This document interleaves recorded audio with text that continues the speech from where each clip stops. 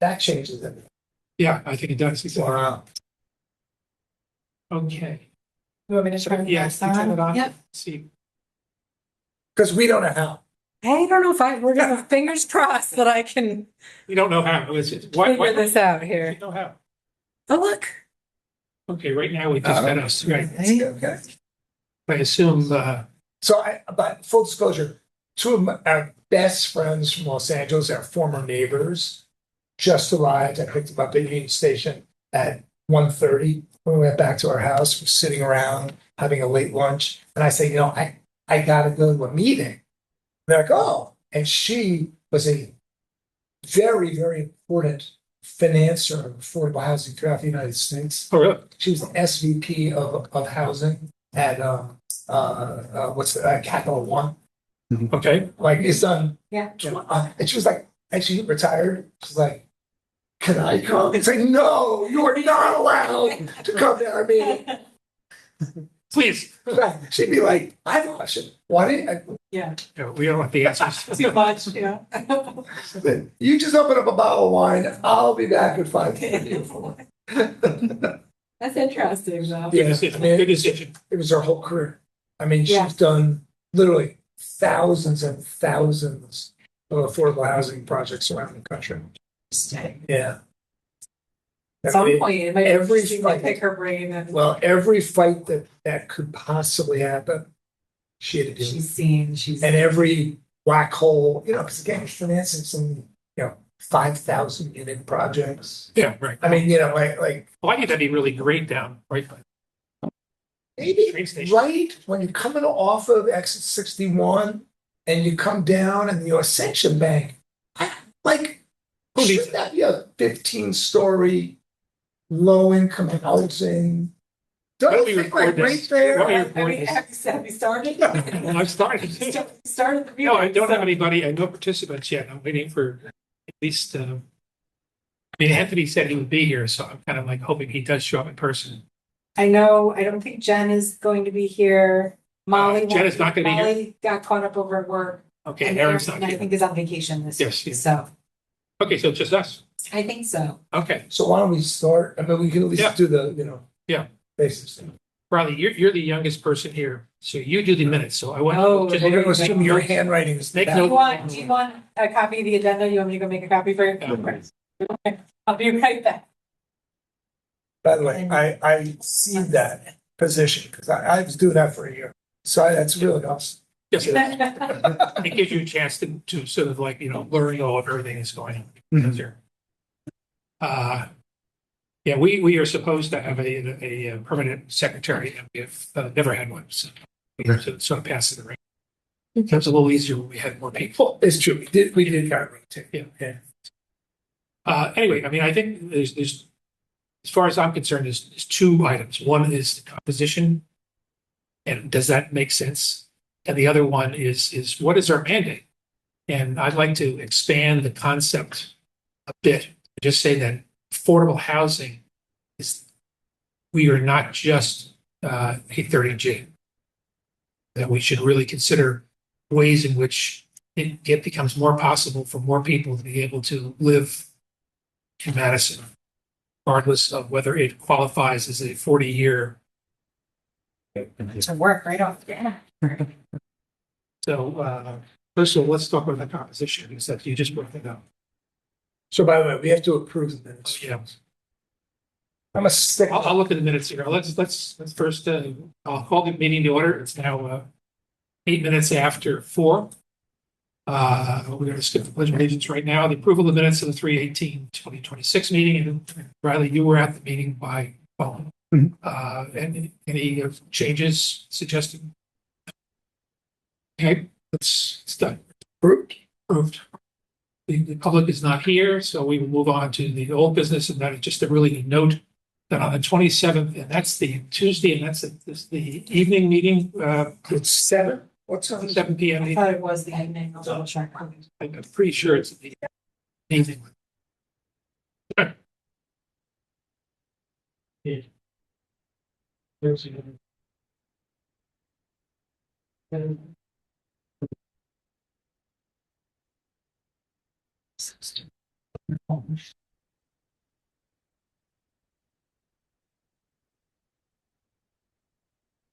Oh, I actually have it at 5, but that may have It's been like, usually, I think it's usually the night was it's Okay. 7. I just had a calendar, it's not, it doesn't. Yeah, no, I'm the I same may problem. put it in and not really pay attention. It's not. And do we have any advance word of what the Board of Selectmen are thinking about with housing We have, trust? right now, we have nothing. I'm trying to find out before the actual meeting. Yeah. But the answer is no. I mean, we have presented, just for the record, we have presented to them a plan. It's vetted by the finance department, not sure who exactly, and the lawyer, our non-employee lawyer, contract lawyer. And so it's been now presented to the Board of Selectmen, and they are going to decide whether or not they wish to adopt it as an ordinance. And we are there to answer any questions that we're not making a big presentation of what they're saying. Why we think it's a good idea to have this tool. And Riley, so the Housing Trust Fund is an idea that several towns have. And it's a segregated account where the funds could only be used in support of affordable housing. And it could be used in a lot of ways. It pays for surveys, developers who are interested in it, who need to do soils testing or surveys or feasibility studies. It could pay for permitting. It could pay for architectural plans. It could be used, or it could even, if it was at a certain level, it could even subsidize the cost. So the concept, though, is that there'd be a separate fund that could only be used for that purpose. What it also does is it kind of sends a signal to the development community that, a town that has a housing trust fund takes affordable housing seriously, is trying to be cooperative, is trying to, help foster it. And so I think some of it is really just the statement that it makes. So the Board of Selectmen were interested in it when we talked about it. And I was at that meeting. That was probably 8 months ago. It was Last fall. Yeah, it was end of the summer. and they were interested in it. And so what we did is using some other examples that were out there, we drafted something. Aaron, town planner, was very involved in it. And then again, it's been reviewed and approved by the finance person, town finance person, and by the outside lawyer that, meets all the requirements. And so it'll get presented to the Board of Selectmen on the 27th, and they'll either approve it or disapprove it. And It is at 7 o'clock. thank you. It's 7 o'clock, right? Yeah. And the major question that's going to be asked, and maybe by one particular select person, but I expect everybody is wondering is, well, how do you fund it? And most towns fund it in part by a contribution from the town itself, from the town budget. And the other possibilities are to have a fee added to the any kind of development planning and stuff like that. Wherever there's any fee that would be charged, a small thing. Also, and one that I'm really interested in, but it's going to be the hardest to do, is the short-term rental. We have short-term rentals in town, the Airbnb kind of thing, and in fact, it's not regulated anyway. Fortunately. And I think that it should be regulated, and there should be a licensing, and I think that would be a good source of money, because basically a Airbnb is taking the housing out of the market for people who want to live there on a permanent basis. And you could apply for grants. You could try to get money from the state. Yep. So that, Once you have it, people could donate money to it. It's possible individuals could say they want to help affordable housing. That's right. So I'd like, if we could all make sure we show up at 7 o'clock next week. Week after next, actually. It's week after next. And then I did this sort of like summary of the policies that were recommended to. Obviously, very little has been done in Part of the problem is that I think that we, perhaps as a committee, we got off in specific little directions and we really did not kind of look at it overall.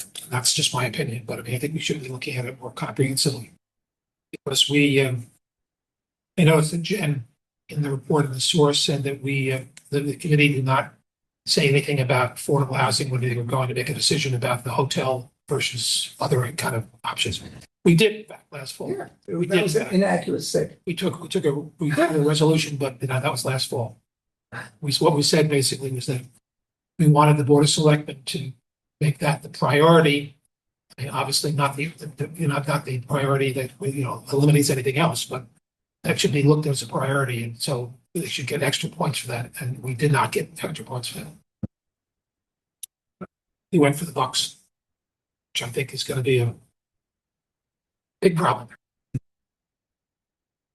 Now, $58 million. Again, there are going to be a lot of approvals that have to be made, and ultimately the townspeople are going to probably have to vote on it. Oh yeah, don't. I see this as a 1 year potential train wreck ending. I do too. I don't know. So when the town votes on it, if it got voted down, that would probably be a good time to go back and approach the board and make a recommendation for affordable housing. Yeah. But There'll be it a lot has of to go pressure to before the just, first. there'll be a lot of pressure to knock it down. Yeah. And that's Bruce's position. Yeah, I don't know. I mean, I don't know exactly how to deal with that myself. I don't have any recommendation. I mean, they've already made the decision to go with the hotel. And Peggy made the point at the meeting that there's going to be a lot of issues. How can they finance it? And also the sanitation. It looks like the sanitation, the system is completely kaput. And parking. Parking is another big. I mean, I'll tell you, I think they're seeing the shiny gold, and it all sounds amazing. And wouldn't it be amazing? And if it doesn't work out because it's actually not feasible, I think several of these people are not going to be in office next time. Could very well. I mean, I just think this is a make or break thing for this town. I think because after all of the talk about the economy, all of the missed promises, all the time that's been going on, They chose the most impractical one of all. Yeah. most ambitious. And most ambitious. And perhaps impractical, but yes, ambitious. Anyway.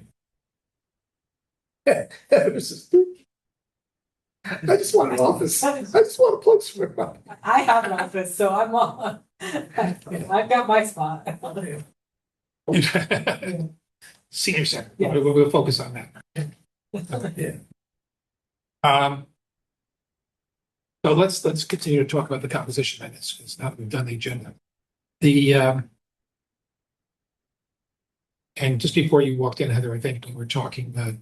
Michael was suggesting, and I agree completely that the committee has 4, which is 7 volunteer people, is not the right composition. We need to be more affordable housing committee has to be more integrated into the business of the town. So, for example, facilities overlaps this, planning and zoning overlaps this, finance overlaps this, Even economic development. economic But, I development. mean, there are decisions being made by groups that touch affordable housing potentially. And for us to be a standalone committee, we're just not going to get anything done, or it's certainly going to take a long time. And I'd love to see a way that we can be more integrated into one of the groups that's more actively. Well, one or more of them. One or more of them. One, that's. If this board was fully set, would it make sense to assign each member a different board to be a liaison for and attend those meetings to represent the affordable housing's interest at those meetings? Or the other way around. each member of the other groups could be assigned to be a part of this committee. Which I think it actually would be a better way of doing it, because it's not just liaison, it's actually this, the town would then be creating a committee that has all the necessary parts to make some plans and decisions. Because I think if we just do liaison, that'll work. I mean, we will learn more, but it will not give us the position to actually advocate very much. I mean, you'll have a voice but no vote. And I think that would, I mean, perhaps the committee doesn't have to meet. I mean, maybe we're meeting once a month now. Maybe that's the right. Maybe we can even be less than that. I mean, I don't know what the right thing is to do. But if we bring all these, and if we have a member of the facilities committee, P and Z, somebody from town finance attending the meetings, then the issues that came up, for example, in the housing trust fund, don't happen sequentially. They happen in the meeting. But there's an issue brought up that we can talk about it right now, meeting, and then decide which way to go forward. Is that? I actually like both suggestions. Okay. Because the concept, though, is embedding our voice and our perspective and our voice and our perspective on what's really happening in tech. And I think, but you raised a big if, which is if this committee was fully, operational. I joined 14 months ago. I guess a couple members had recently dropped out. And within a short period of time, Peter was in Florida for most of the winter anyway, and then kind of said, listen, I'm just. Well, he was not well. He definitely. I need to leave. So, so now we're down another person. And then, Jane and Francine had been on the committee for a couple of years and had done actually some pretty good things. But I think they were getting frustrated by this idea that we were on an island, just kind of on an island. So when their terms came up, they chose to leave. Great that we get, somebody who's interested, and Riley joins. It's great. Anthony has, his own issues with work. You have your own questions. But where's the 7 or 9 person board? I don't think so. It's just in 4 years we've had 2 people join and 6 people leave. That doesn't work. Which is why I'm I respect what you're saying. It could go either way, but that's why I think it makes more sense to actually recreate the committee, not as a volunteer committee, but as actually a committee, which it is a standing committee, a committee that actually has all of the requisite parts participating at all times, rather than, again, one person out of 6 talking to the finance committee, one person out of 6 talking to them, and then having to bring it together. That's more of a reporting time. Yeah. Right. Again, whatever's going to be the most effective way to do it. Well, it's up to us to, at this point, I think it's up to us to recommend what we think is the right way to go. So. Yes. Yeah, I think probably a conversation with Peggy would make a lot of sense. Yes. But we want to go with the point of view. Don't waste your time. Right, Yeah. right. But having a list of the different committees that you think overlap and touch this one makes a lot of sense. And P&C facilities, finance, And economic development. and and obviously the planning function, town planning. well, Erin's already part of this. But she's a liaison again. Well, she's the town planner. So she's. Yeah, no, so the town planner Yeah. should be part of it. Absolutely. Are there any other committees that, I know this is tricky. Are there, and there's so many committees, are there any others that? Well, so I don't know if you would be looking for members from like Madison Youth and Family Services or the senior commission. or whether Molly and I here representing those two areas. How do you feel about it? You and Molly have been liaison. I mean, I can tell you that I've been actively trying to recruit for your committee, amongst our membership and have not been successful at this point. And I don't know if that's, people are very committed to different areas, so I don't know if that they just don't, they already are attending a meeting once a month. Or Right. maybe don't want to commit to something else, so, How many members of the senior committee are? just had a meeting last night. I think there's 7. I think there's 7 or 9, I can't remember off the top. And This is sort of a steering committee. So This is senior commission, the commission, okay. yes. and does housing come up as a We topic pretty report on regularly? affordable housing, I report Yeah. specifically, or Jen is our liaison from the Board of Selectmen. She reports on affordable housing every meeting. So that's a standing agenda item on our agenda. Okay. Just want to say. So I want to throw something out. One of the 3 properties that the facilities committee, cited as potential housing is part of Ballard Park. Yes, across the street. Would it be worth bringing them in or not? Is that too inflammatory at this point? Yeah, I think that it's not inflammatory, but it's probably not the right stuff, Okay. It's definitely a conversation that needs to be had with their group Yes. if folks in town think they're gonna head that direction. Yeah.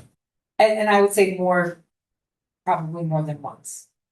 Right? Oh, I think maybe a There lot of needs times. to be, there needs to be a lot of I mean, they're not, connection and. You know that communication the with that. facilities Is that- committee highlighted 3 properties that could be potentially used for affordable housing.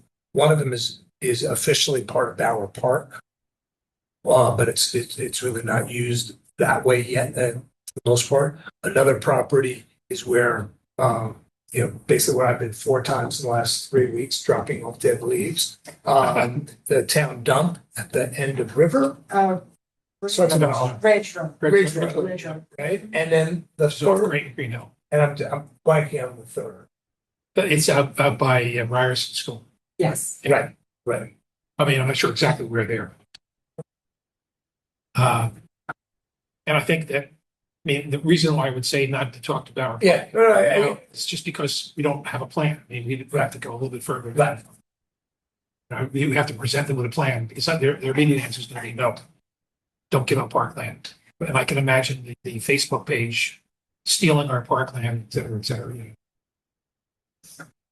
Okay. It'll be Again, I asked really out of It's definitely naive. something to be discussed. I think if you go to them with a plan without having laid the groundwork and had initial conversations with them, also that's not gonna go in here.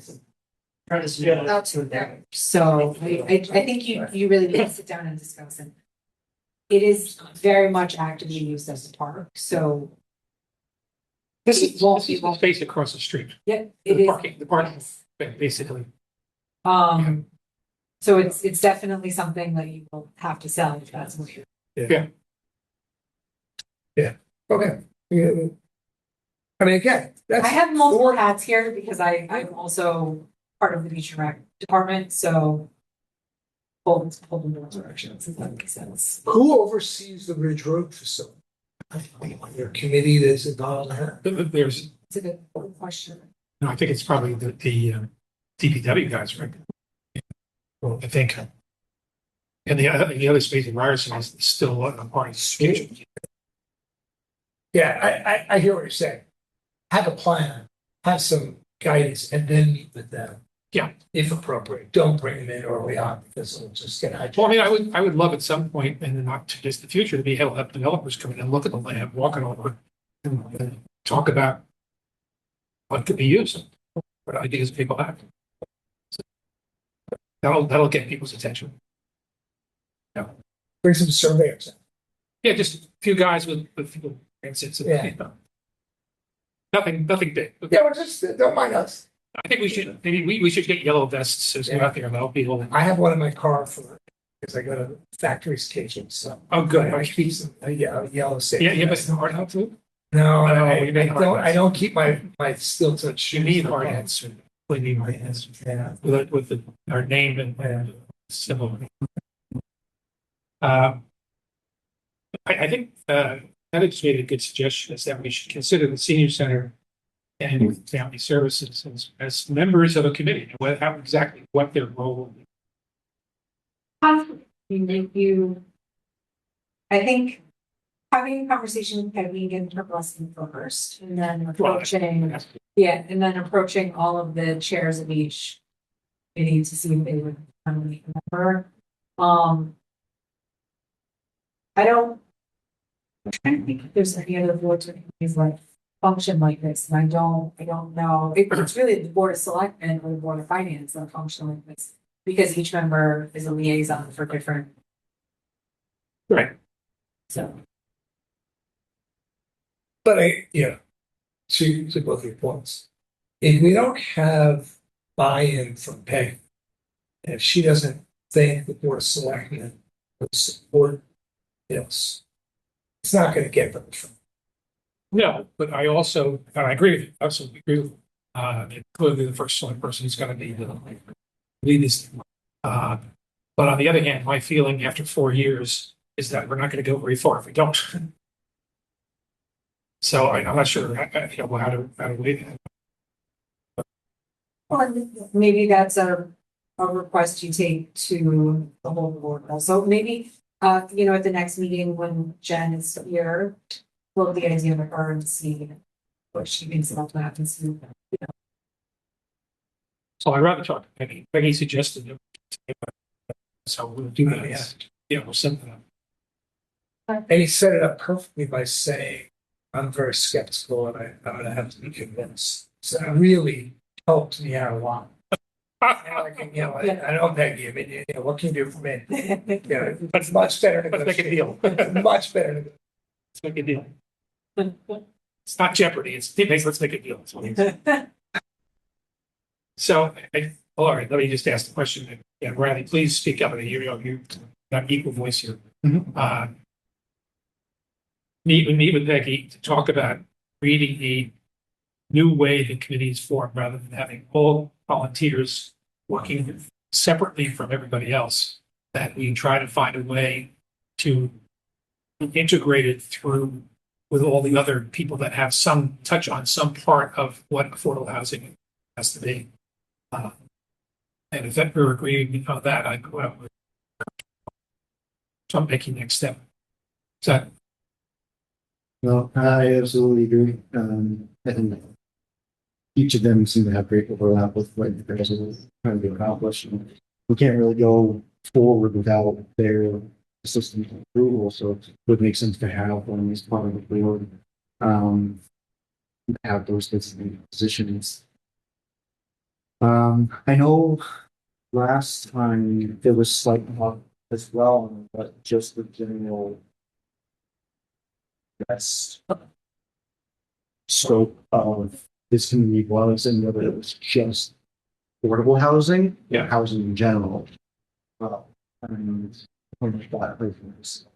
And then like to, because I think looking at Madison, Hello. looking at the different focuses on affordable housing, what has been done so far. Obviously, getting to 10% isn't an immediate thing to have, right? So, and with 830 being in the air in certain areas, the kind of changes being made to it, and whether it's heavily enforced or lightly enforced, it's really depending on the area. But I think to prevent unwanted development and unwanted development, it would be ideal to have at least some motion forward, even if that's not in direct movement with affordable housing. And with just, I guess not by person locked out. not by definition of affordable, but more affordable to the general community. And this area. I know. And the side average median has been almost $700,000. even just lowering that feels like a step towards affordable housing for a general population. And then that could then like change into standardized affordable housing, getting that 10% off. Defined before. Yeah. Well, the new legislation supposedly is going to adjust, not the 30G necessarily, but the idea of 10% to have SCROGs, or SCROGs are sort of the regional coalitions, what we're going to call them, setting up different ones for the area and then figuring out how to do this. So, no one knows what that means yet. Right. It's going to be different. So, okay. you're right. I mean, I think that actually the 10% number is mathematically possible. The town like this, because people are going to build other housing that's market rate. It's going to create another, push your number down again, start back again. Yes. But every time you think you made progress, you look around and It's a Sisyphus thing. The rock keeps rolling back down the hill. Selling. Welcome. You here to listen, or would you like to? I'm David Cademus, and this is Yes. Taylor. We're from the facilities. Oh, I didn't know Vance was on. Good to see us. Good to see you. We're We're here to share. Yeah, David and I met for a coffee and Yes. kind of talked about what the facilities committee had come up with. you're in the finance committee too, aren't you? No, No, just this one. just fine for yourselves. What we're talking about is after nearly 4 years of this committee, and then the way it was originally designed, which is to have completely volunteer organization in a permanent situation. We have not felt that we have had the ability to actually move things along as well as we wish they had. I think this has caused us to lose members who just got sort of like, well, we're not doing anything. Kind of like, I don't want to waste my time anymore. So we're talking about a way of creating a committee that is more effective in dealing with the issue of affordable housing in town. The thought that we have, which we're planning to bring to Peggy to talk about and maybe have some more conversation with other people, including the board, is to basically recreate the committee out of the various organizations or committees that actually have actions, can actually act. So, for example, they were saying is that instead of having 7 volunteers, have a member from the board of government. We have a board of selectmen, the P&Z, facilities, finance, and have those people actually be in the committee. So they will. So when issues come up, we found that very often when we try to have a conversation in the affordable in this committee as it's currently constituted, we end up then with somebody coming and say, well, we can't do that. We have to look at this. So basically it kind of drags everything out much longer than perhaps it should be. So the thought is to get people who are all have some aspect of making the town more livable and more economically viable to come together and that be the committee. So this is not a well-formed idea, but it's the direction we think we want to go in. So a committee of committees of sorts. It's a committee of committees. Yeah. And you really, when you think about, I mean, you guys are a perfect example, right? Because, what our goals are dependent on what the facilities committee does, or dependent on what P&C, planning and zoning does. Dependent on what the finance, what economic development. And so a perfect example really is for, how long were you working on this plan of identifying the town properties and figuring it? It's like almost a 2-year process, right? Right.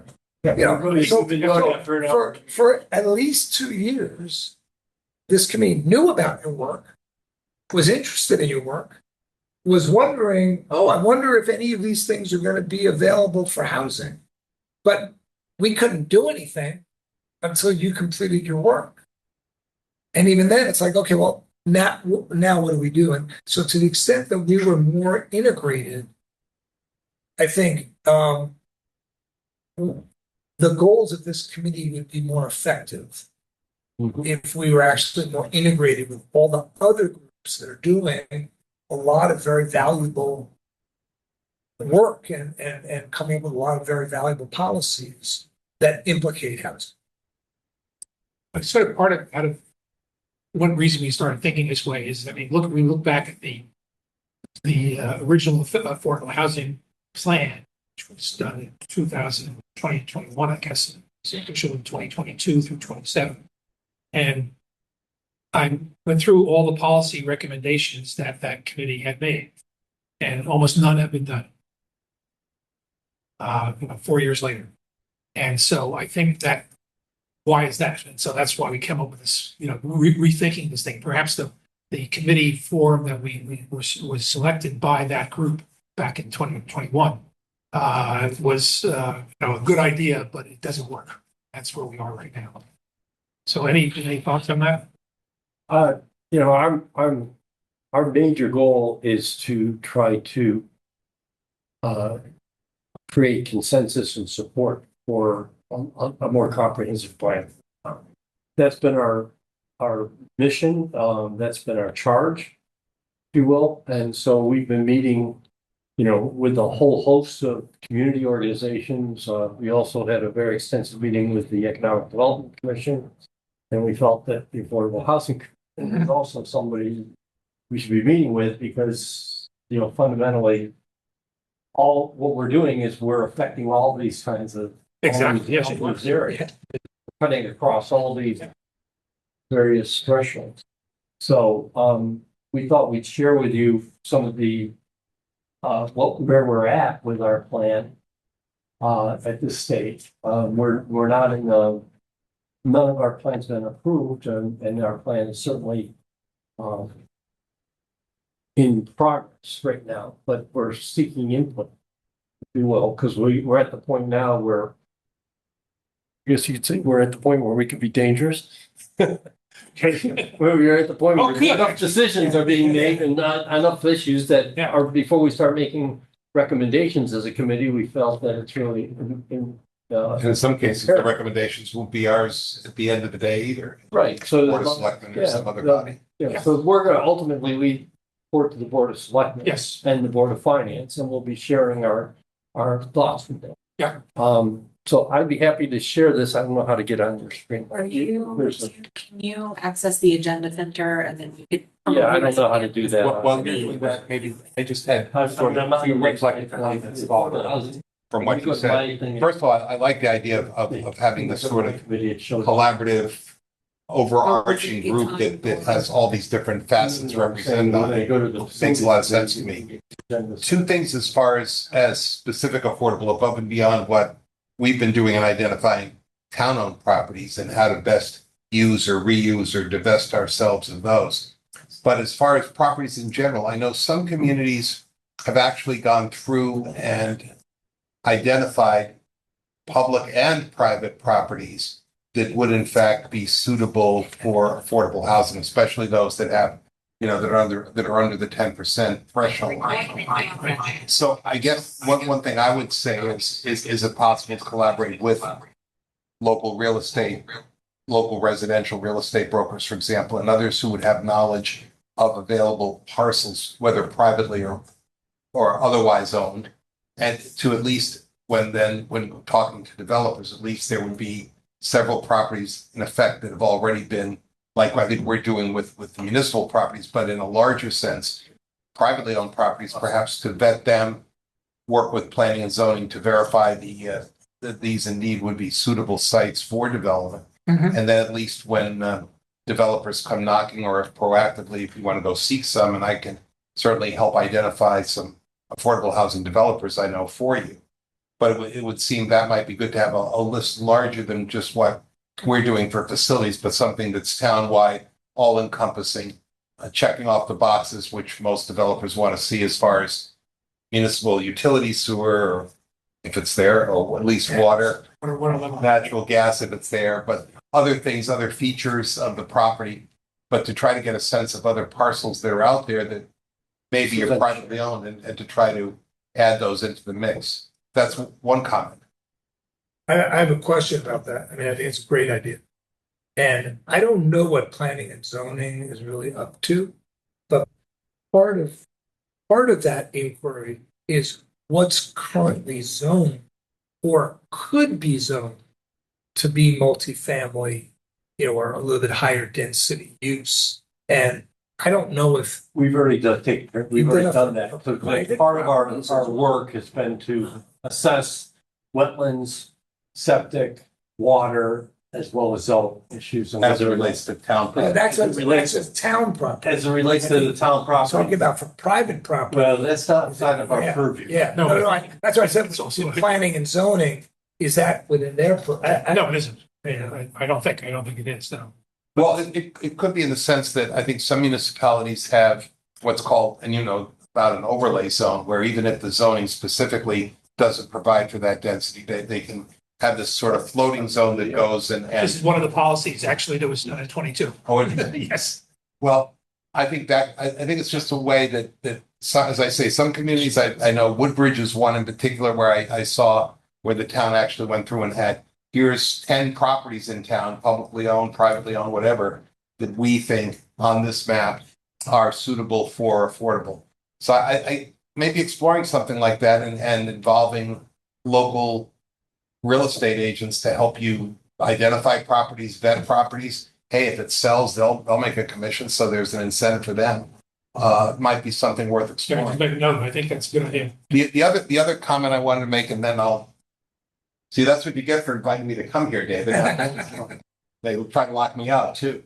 But the other thought goes back to something that you and I talked about, I think the day we had coffee back last year, and that is the Connecticut Municipal Development Authority. David Yes. Corus now has over 25 communities in certain process to get assistance from his organization. But before you can even get into the pipeline, the local legislative body of each community interested needs to opt into his program.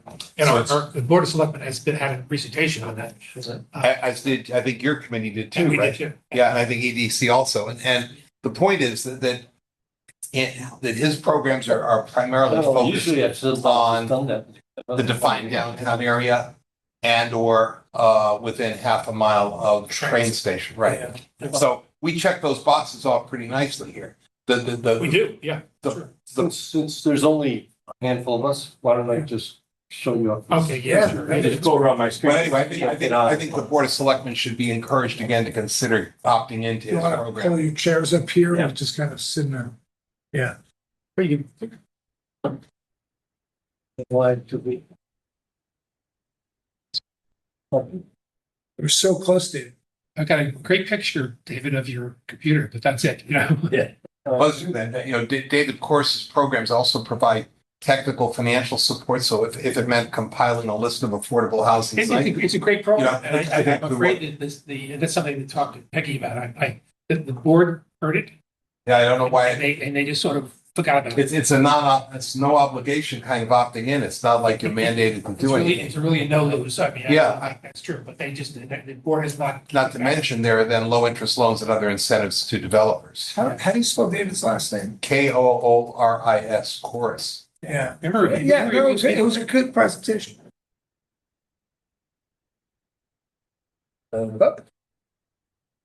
Just made it very distant.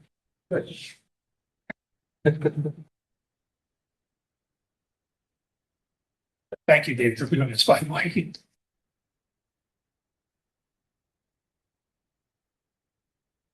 Well, I mean, this is a full presentation we've been giving to many different people.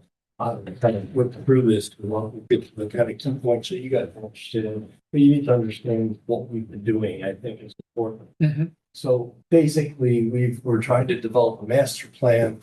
And to develop the master plan, we've actually gone through and documented programmatic requirements across all the organizations, both town, community organizations, school. We've then identified all the facilities that are out there that the town has in terms of their age, their maintenance profile, costs, there's capital investment requirements in the future, all that kind of thing. We're going through all the parcels of land. Because, all right, what are these, how can we deal with these type of lands? And then we're trying to cover. We're just gonna use it on this. We're gonna take Okay, even if it's recording and we're on a Zoom, if we wanna try to, will I have Oh, them you, just try I to mean, attach if it? you can, that'd be fine. Yeah. I ended my. Um.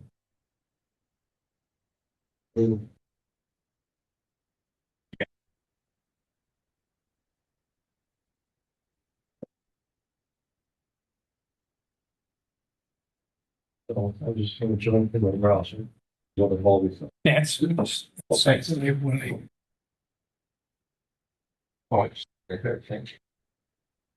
Well, like, you know, Copy? yeah, you go. QV or anything.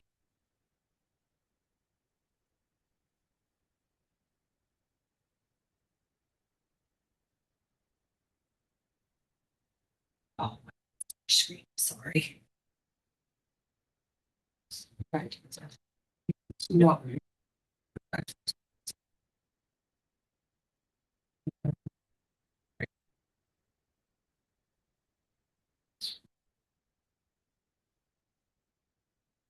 I've learned too, conversations with a colleague who knows the commissioner, housing quite fondly.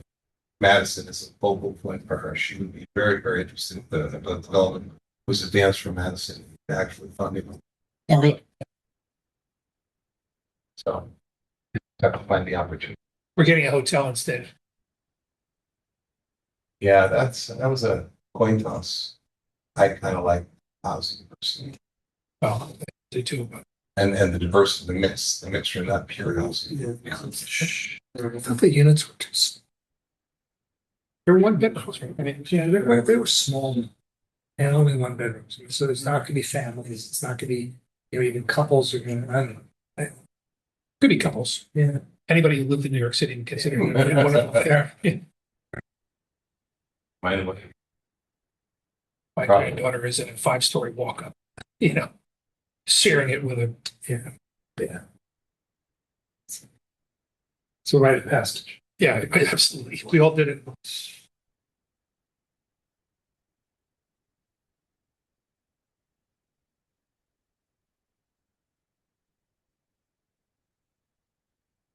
Yeah, I think one of the other intriguing parts of the course program is that there are grants available to municipalities that Oh, bring in because it's got like Okay, yeah, that. septic systems downtown or whatever. That's fundable. Thank you. Wow, impressive. Right. There it is. Thank you. Jojo. Call them the big ones. I gotta stand closer. Okay. Can we roll it this way? all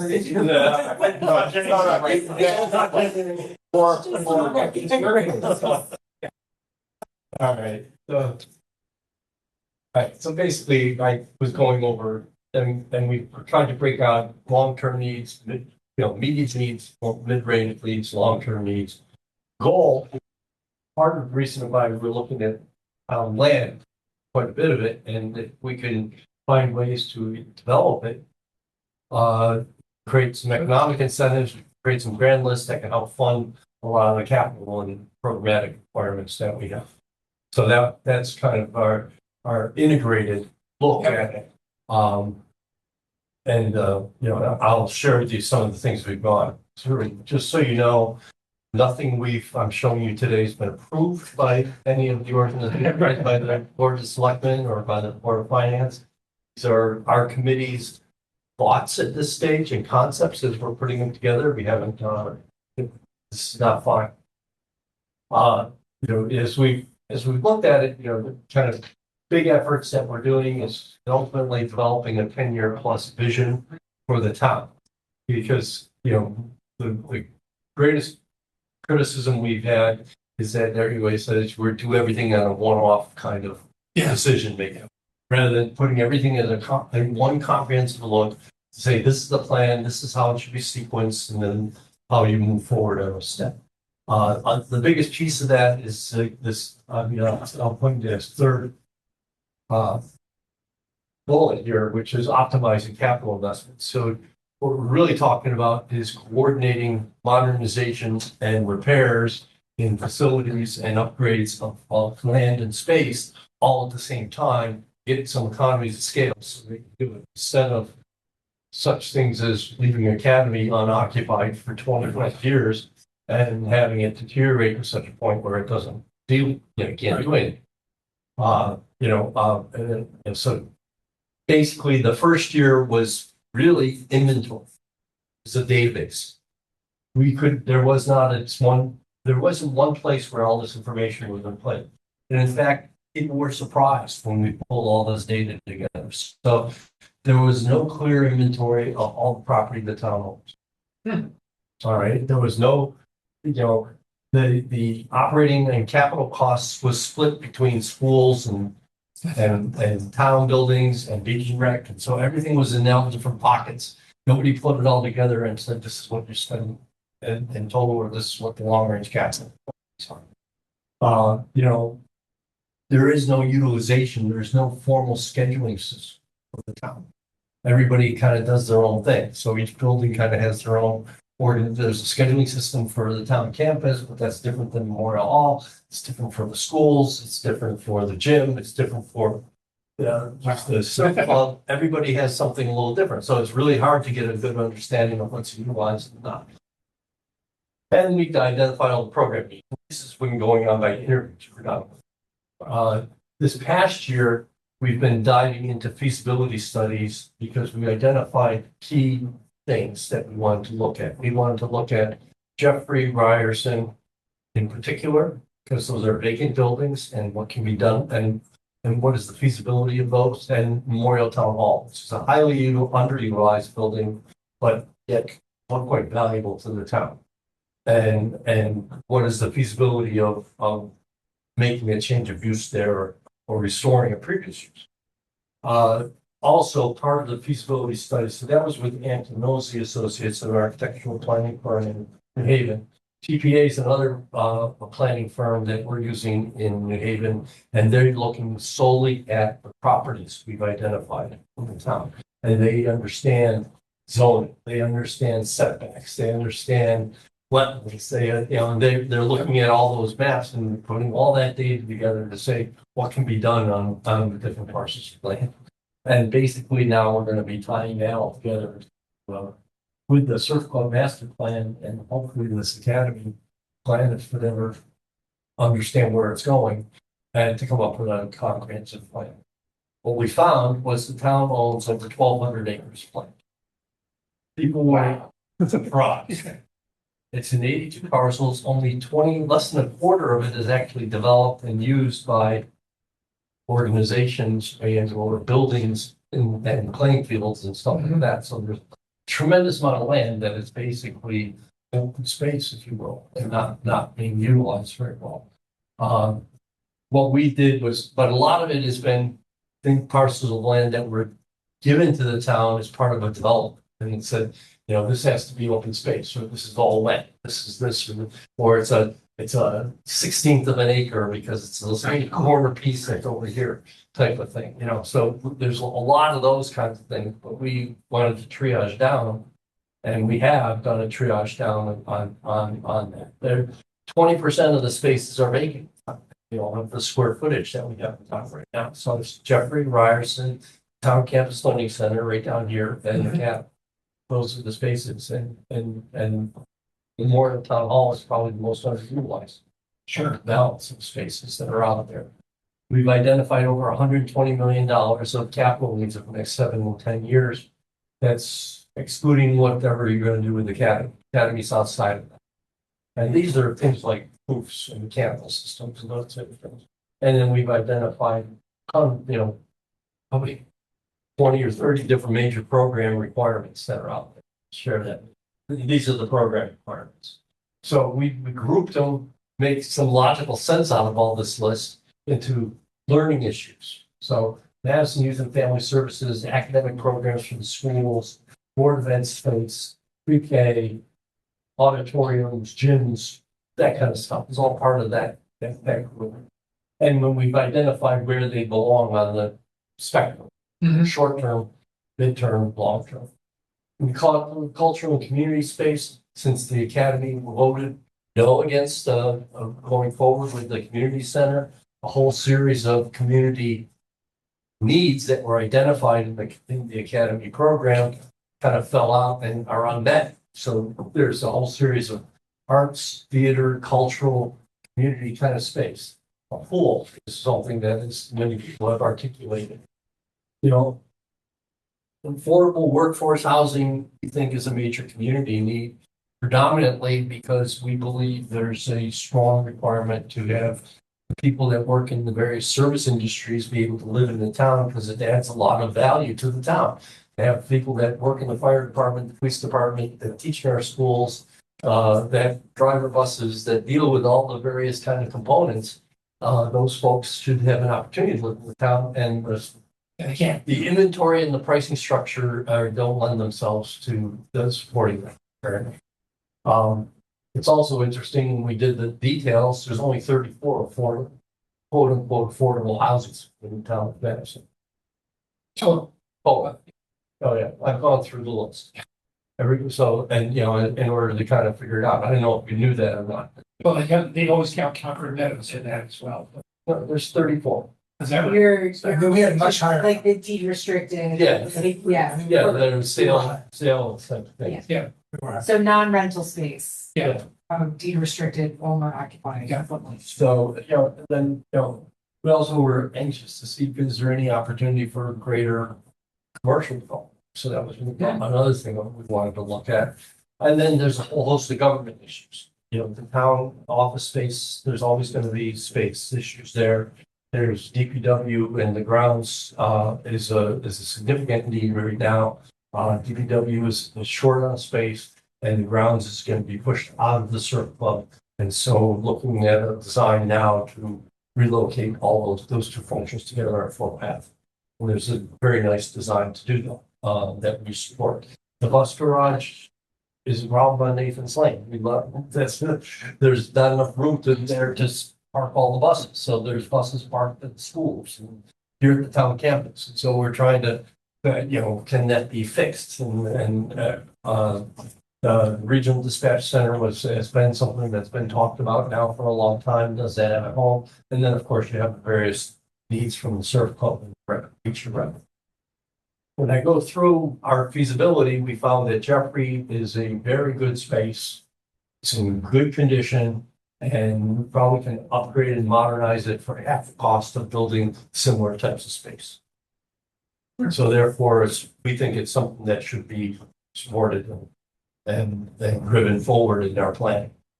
Ryerson, on the other hand, doesn't meet that criteria. It's 2 to 3 times that of new construction to fix it and modify it to something that would be useful. So we believe that we're recommending that to be torn down, but we're recommending that's property be retained for a future school. That's because we do believe there will be another school requirement sometimes in the late 2030s to between 2035 and 2050. And that There probably will be. there will be a need, just demographics are suggesting that's what's going to happen. The town campus learning center is all portables. Those are 30 years old. They need to be demolished and rebuilt. We may have a vendor to take them away from us. An academy, we believe a little bit different than what the expression of interests are, but we think that has to be something that gets integrated with the town green and the town history to really come up with a good solution. Just the context of the history, and I'm not going to get into this, I can send you these slides, but basically you have 250 plus years of individuals that have purchased either residential or commercial spaces off of the green and adjacent areas and remove them and basically build them for town purposes. Daniel Hand led that, as well as various other people that removed the Sabbath day houses from in front of the church.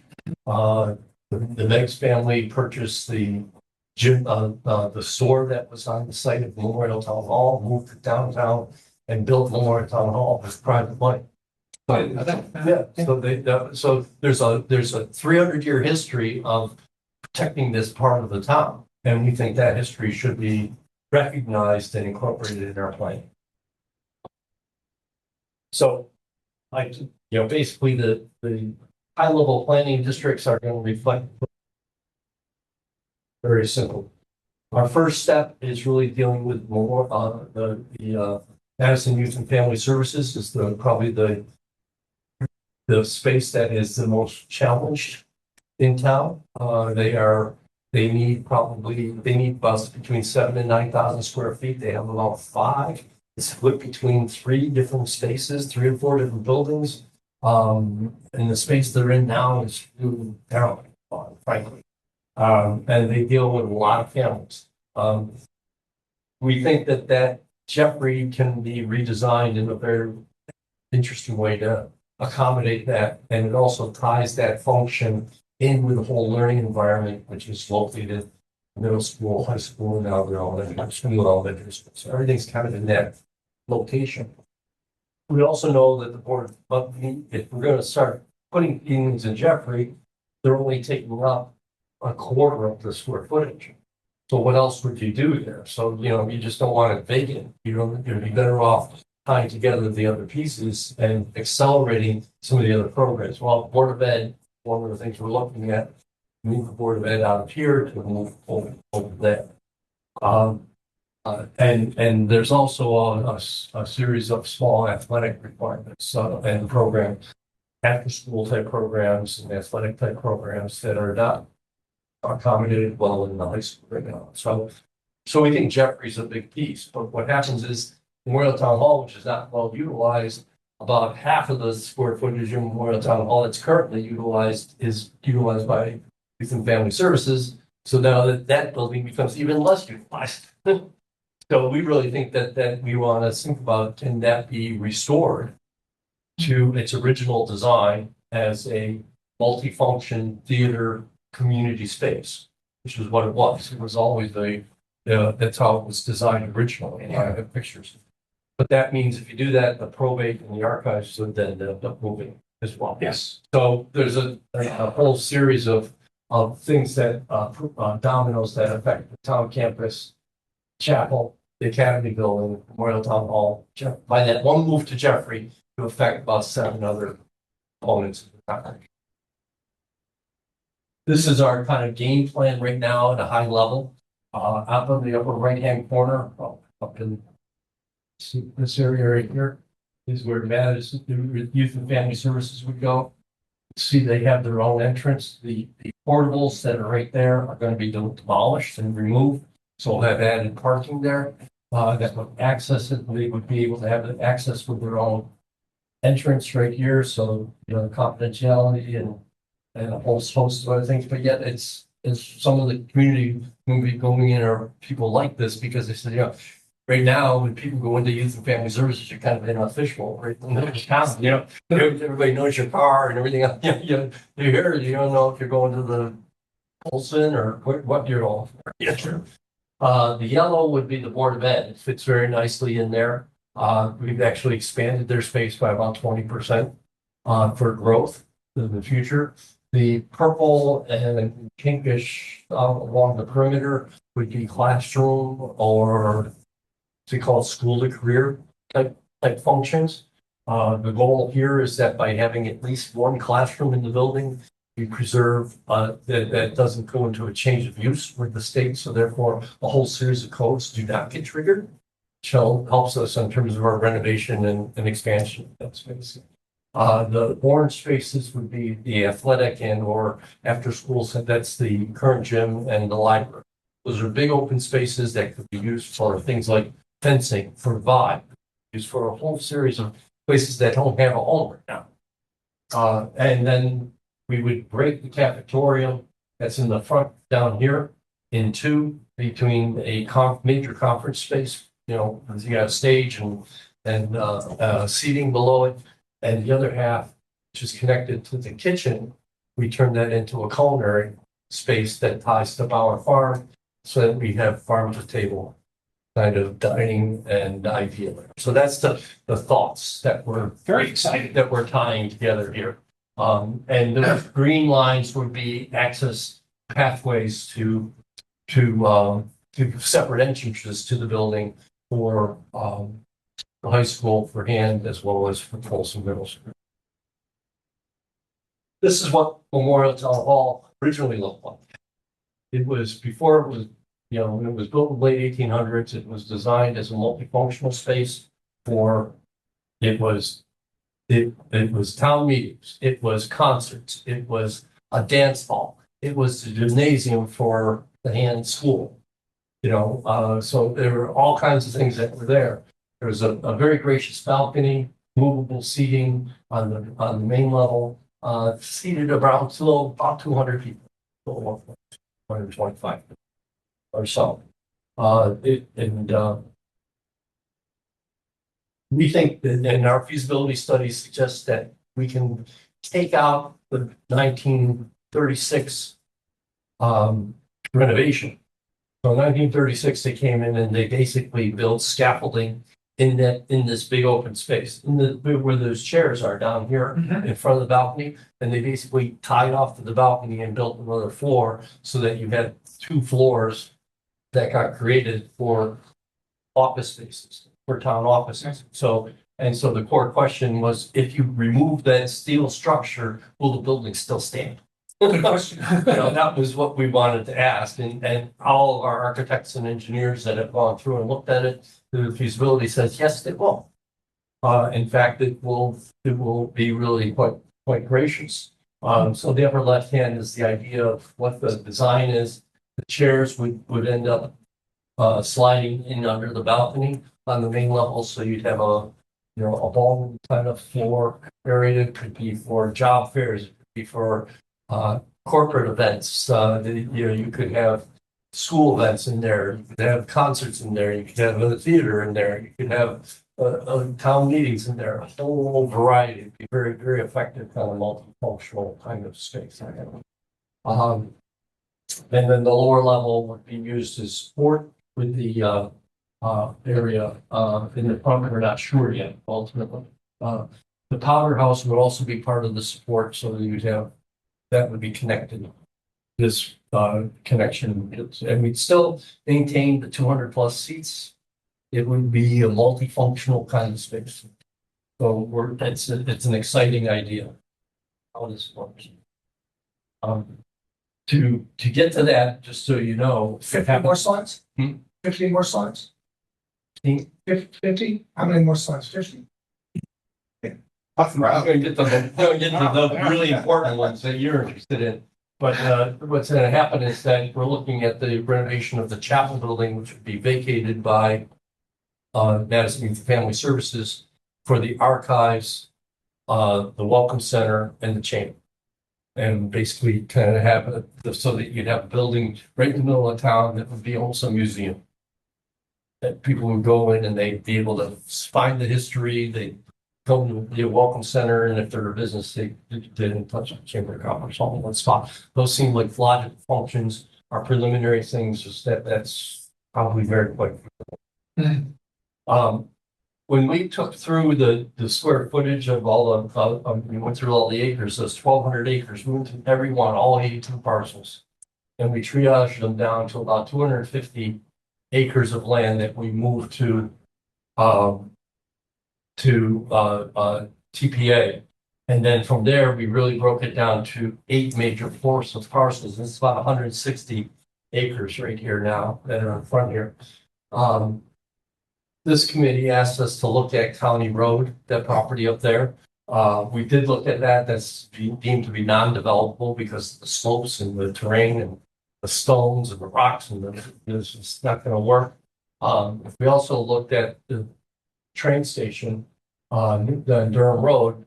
Town owns the land from the train station all the way to the old police station, going up 79.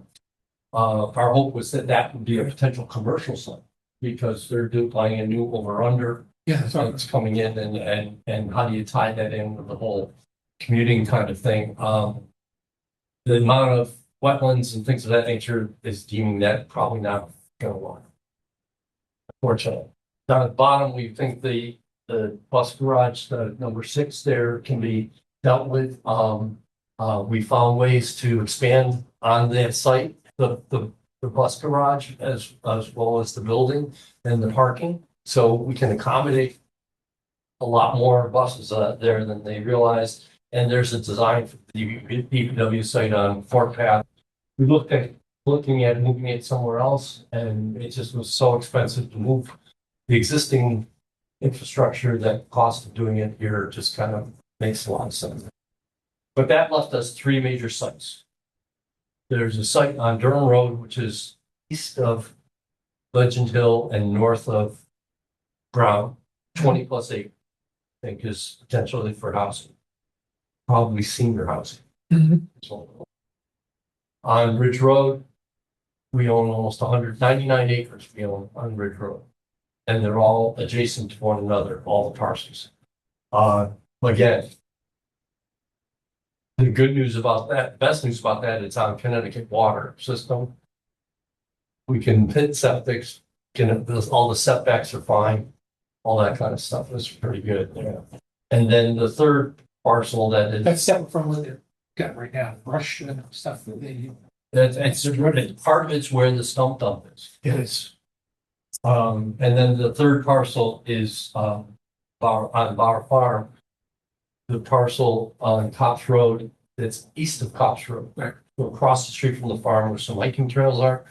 That in the deed for Bauer, it's stipulated, or the deed of the bequest was to affordable housing was one of the opportunities that they felt would be appropriate there. So we think we found a pretty interesting design option to do that. I will share the view. Let's see. How do I share it? Let's see. I'll bring up a different. Well, David's looking at one of the things too. In fact, I had an opportunity to briefly talk with State Senator Christine Cullinan, and Brantford's looking at its train station for affordable housing elevated in the parking lot of the train station. Above the train. Above the train, above the park. And here, as David had pointed out to me, one point that the parking was designed and the support foundations around it were designed to allow for a second level of parking. Could that in fact be instead of second level, but for housing? And it looks like the state is looking, since the state-owned land for DOT in the parking lots, but they are now looking to see how they can interface with municipalities along Shoreline East to possibly do some housing above the park. Who owns that land? I thought it was Amtrak. State owns it? State-owned. Transportation park. Yeah, and then there's another parcel of land that's owned by Amtrak, which is the old train station. It's at the corner of Bradley Road and Wall Street. Right. Behind the Atlantic States, and that was the park. right. And that was when I was chair of EDC years ago. When we actually acquired the land and moved the train station to its current site, Amtrak would release that to us because they wanted to use it for overflow parking. So you can see how well that. Yeah, And so they still own. I mean, I've never seen the current parking lot more than Yeah. half. I wasn't sure I was going to go half even. So, all right, so this is the parcel in red line is the what the town owns, 26 acres. It's fairly steep going north. Legend Hill is to the left over here. This is Lenore Drive over here. We would access coming off of Lenore Drive, and there are 14 units here, of which 6 to 7 would be probably for that we can fit in there. We've already laid out where these later area right here, those are the shared septic systems. So, and these are just layouts. They're not designed. They're probably all 2-bedroom type units. Don't know if they're going to be townhouses or ranch type stuff. You know, it's not anywhere near that kind of level of design, but we just say, can you fit housing in there? So that's how it could be fit. And, obviously, this pond area here is in the wetlands. Here's a bit of a restriction, but we can basically kind of squeeze this in here in such a way where it's very sensitive to the geography, but it's also pretty effective for helping as an option. And like I said, 14. This is the Ridge Road. All the red is what the town owns. So you see, when we look at this, it's huge.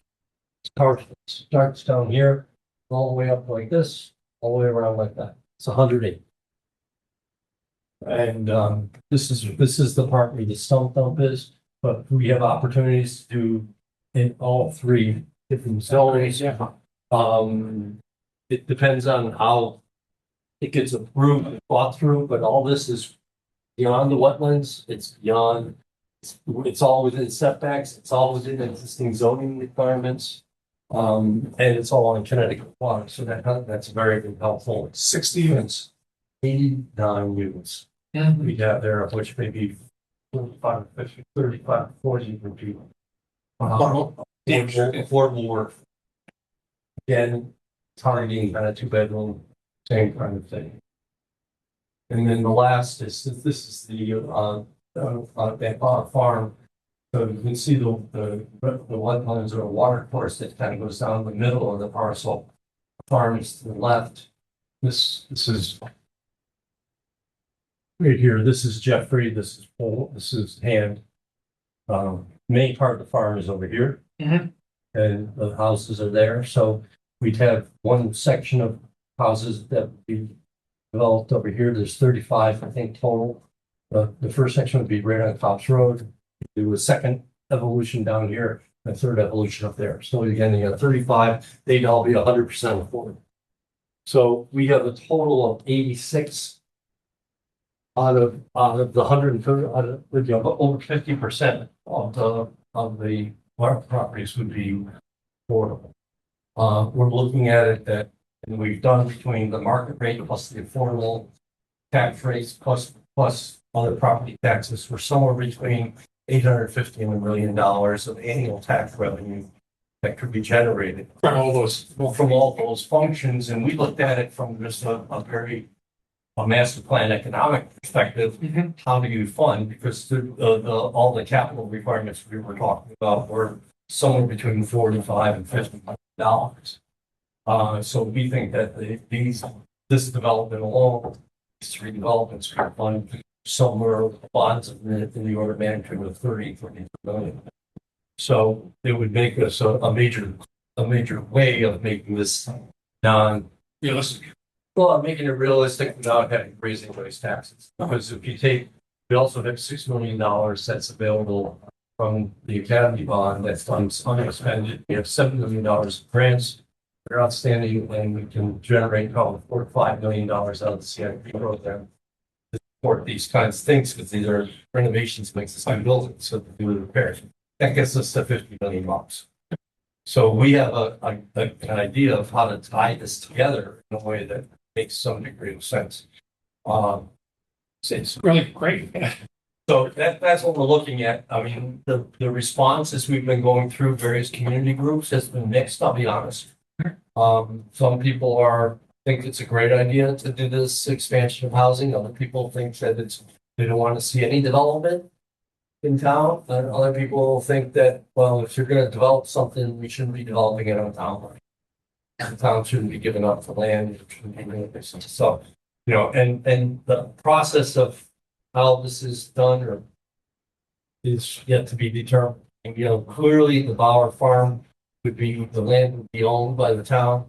The Bauer farm committee would be the HOA that would be running the property, basically. Okay. They would actually have opportunities, so they would have to be a structure to run, and, they would have tremendous amount of control over, the people that live there. And these are all purchased items. These are not, none of these we're thinking as rentals. These are all purchased items. How you deal with the Ridge Road or that space north of Brown. I mean, again, that's debatable. Developers call them buy. So we could have some capital that would come as well from that. So that's basically where we're at. I think there's some positives on this. We got a lot of There's a lot of positives. questions. There's a lot of questions. And I think there's a lot of options. Yeah. That we're bringing forward and how to sequence it. So, that's kind of This is terrific. It really, Question. thank you for that. What do you see your next steps meeting? Our next step is to generate a report, actually. So, Okay. that we're putting all these pieces together and basically we're going to probably, I'm suggesting to the committee that for the land issues, we're saying these are lands that have, these three parcels have great value. And the town should consider the options of how to deal with these things, both from a community perspective as value and potentially as financial value. So we have to look at that from that perspective. We do believe that, if look at it this way, I guess I can share this. You haven't even seen this yet.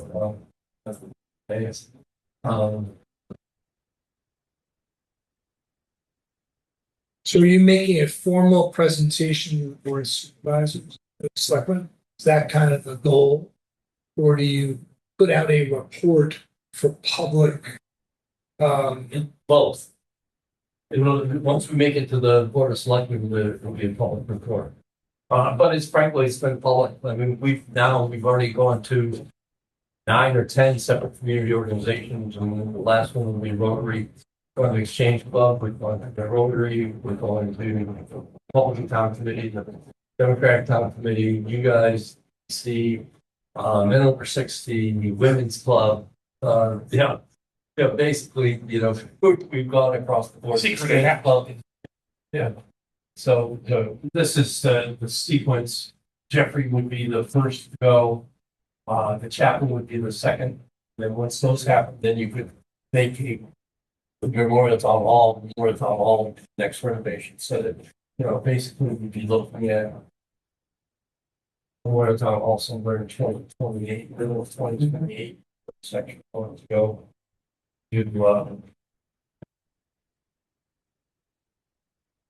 So maybe go ahead and look at kind of just how this lays out design and planning. So this would be part of our, because that's one of the big questions that come out of these things. What's the sequencing? Then how much will it all cost and what will be the cash flows for kind of things that all comes part of this. Any questions?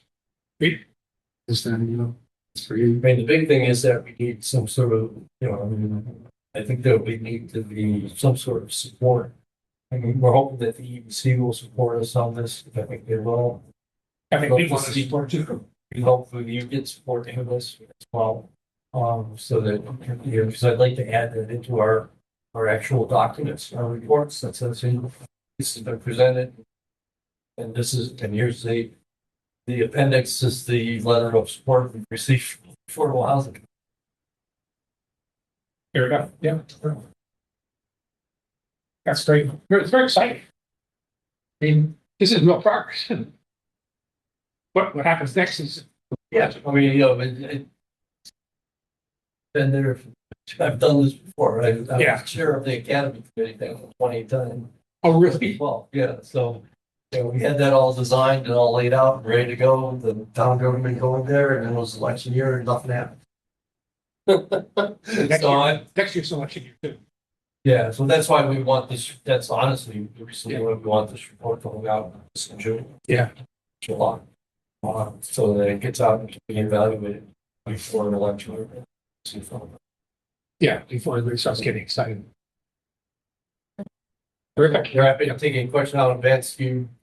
Yes. I'm good. No, terrific. I mean, thank you very much. Now I feel that we actually do have a plan. You know how this thing, when it goes through the political process, it would take a lot more time. Just as we were talking about before about the state fund. I will follow up with that too, and try to find out what it's going to be. Have you talked to anybody about it? I will look into it. Yes, I mean, I would suggest that the Affordable Housing Committee also look at that land on the corner of Bradley Road and Wall Street. It's on Amtrak. But we should push hard to get that. Yeah. Personally, I think that as part of our over-under construction of we should not authorize that down unless they do it that way. leverage. Yeah, I mean, honestly, I think we should absolutely take the. Yeah. Try to take possession of that some way or another, because it's, why would we? Just sitting there and it'll always be sitting. Yeah. And, that could be, I mean, you certainly get 4 or 5 units in that, on that side. Or, and they could be commercial units as well. You could commercial. Yeah, or commercial. And, Wall Street is beginning, being down at Wall Street. commercial on the first level, Yeah. and residential on the second. And it's walking. You know, and it's walking. Yeah, it's walking. And from an affordable housing finance point of view, as long as you're within half a mile of a train station, there's a bonus Right. as well. Yeah, yeah, it's a really nice piece of property. Speaking of affordable, I think you were talking before, David, I don't know what's going on. What's going on with the parcel on New Road and, that, and Oh, yes, and that's an interesting question. So maybe do you guys know, I was told by the folks in town committee last night that the parcel that's south of New Road is going to be 40 some odd units, of which several of which are going to be affordable. Okay, I heard the opposite. It's gonna be the above New Road is gonna be agreement that it's gonna be. No, I think the medical center is going. Medical center's gonna go there. It's just the kind of swell, it's Yeah, adjacent to 95. That's the area that they're talking about. okay. Where they're clearing it right now. No, they were clearing it out. Across the street, that's already been cleared, where there's a huge pile of wood chips. Right. A lot of wood chips coming out of there. Right. Yeah, I mean, I heard that, but I heard it was the other way around. I'm sure you're right. Maybe it is, Yeah, but that's why. they just said that differently yesterday. Yeah, the medical center is one side. same developer for both. Pardon? Same developer for both. Yeah. They own this, they own both farms. So, but it's one way or the other. I mean, I think the housing has been approved. I'm not sure about the medical center. I thought they really were having trouble finding people who actually not doing that. I don't know. We're a lot of medical offices. You're gonna laugh. I mean, You ought to be all kinds of trouble. We have more than enough things to see with our own. You're not gonna do that work. Well, again, thank you. Thanks. Good to see you. Thanks. Do we have anything more to speak about? I think I'll set the meeting. Yeah. We talk about the committee. Yep. So, and I also bring up the whole thing about what's happened to them. What's the board of selectmen doing with this idea of, because you're right, it's sort of like no lose. I mean, all you have to do is get in there and say yes, and you can say no to anything. Got money for technical studies, got money for infrastructure. Developers have money for building themselves, seems like. There's that. Thank you. thank you. Thank you. It was really good. You guys have been.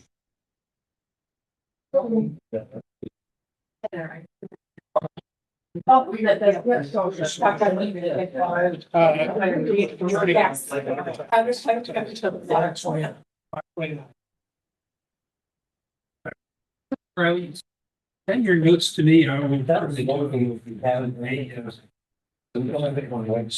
Used to begin. Sounds good. Good to see you. Good night. Thank you. I mean, we know what. Thank you, sir. We definitely could sit down and, I would hold the director. We just. Yes. Sorry.